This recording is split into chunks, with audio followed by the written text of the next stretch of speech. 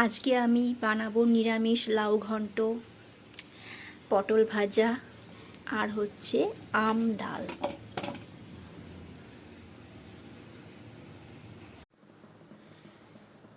মুসুরির ডাল দিয়ে আমি আম ডাল করব। তো ডালটাকে আমি ভালো করে ধুয়ে নিয়েছি, একদম পরিষ্কার করে।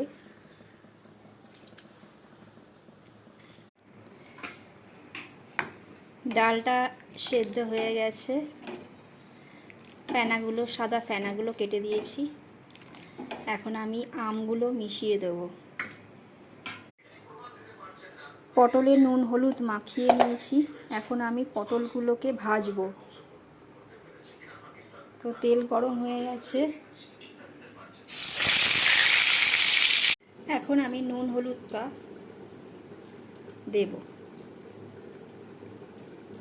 ছোট চামচের 1 চামচ হলুদ, 1 চামচ নুন। পটলগুলো ভাজছি। এখন শেষ 4টি পটল ভেজে নেব। আগের কটা পটল ভাজা হয়ে গেছে। পটল ভাজা হয়ে গেছে, এবার আমি লাউ ঘন্ট করব। তেল গরম হয়ে গেছে,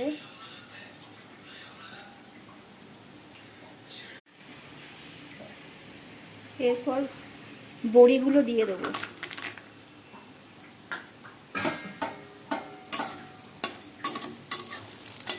বড়িগুলো ভাজা হয়ে গেলে লাউগুলো দিয়ে দিয়েছি।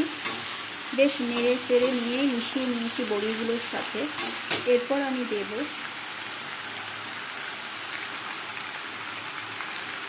হলুদ।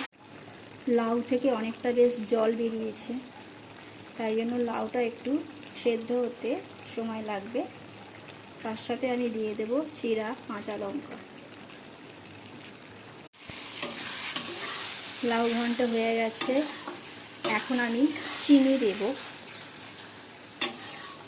লাউ যেমন সেদ্ধ হয়ে গেছে তেমনি একদমই মাখা মাখা হয়ে গেছে। তো এখন আমি ডাল সাঁতলাবো, টক ডাল। তার সাথে আমি ফোড়ন দিয়ে দেবো কালো সর্ষে আর একটা শুকনো লঙ্কা। ডালটা আমি ঢেলে দিলাম।